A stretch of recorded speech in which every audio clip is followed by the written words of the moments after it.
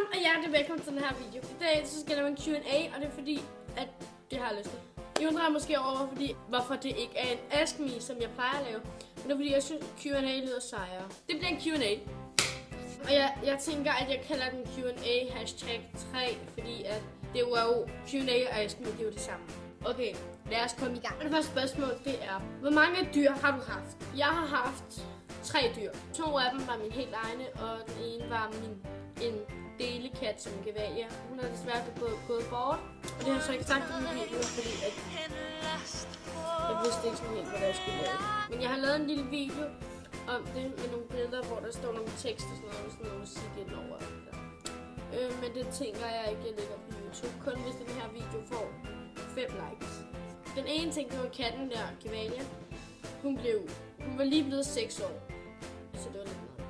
Og det andet, det var, altså det allerførste dyr, jeg havde, det var mit helt eget, og det var en hamster, som hed Pjevs. Godt. Og så det næste dyr, jeg fik, det var så en hamster, der hed Chili. Og altså, alle mine dyr, de går bort. Jeg ved ikke meget noget, så jeg går bare videre. Næste spørgsmål. Hvor gammel er din lillebror, far og mor? Min lillebror, han er 8, min far, han er lige blevet 51, og min mor, hun er 45. Og jeg bliver snart 12. Hvad er din største drøm? Det sagde jeg faktisk også i min første Ask Me. Så satte jeg sådan noget sådan langsomt mørk stemme. Hvad er din største drøm? At komme til One Direction koncert? Det er min største drøm, det er at komme, eller bare se One Direction.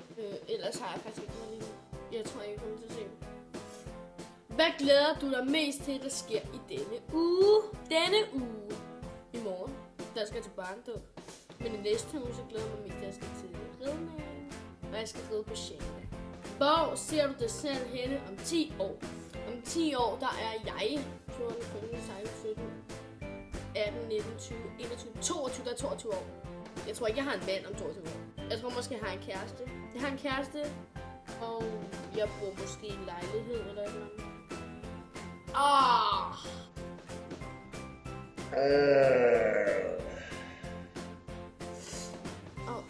Det ved jeg ikke. Sorry. Hvis du skulle have en hund, hvad skulle den så hedde, og hvorfor?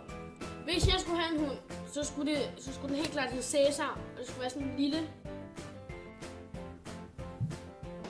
Okay, hvis jeg skulle have en hund, hvis jeg skulle have en hund, skulle det være sådan en lille, hvid hund, ligesom Coco.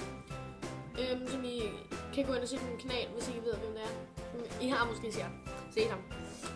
Så skulle det være sådan en lille hvid hund, som skulle hedde Cæsar, fordi at jeg synes, Cæsar er et rigtig, rigtig sødt og nuttet navn til en lille hund. Det ville ikke være lige så sjovt, hvis der var en stor hund, der hed Cæsar. Fordi at det kunne være sjovt, hvis der var en lille hund, som havde et stort navn. Fordi Cæsar, det er sådan et stort navn. Hvad vil du helst spise? Nej, hvad vil du helst? Spise en lort eller spise edderkop? En lort.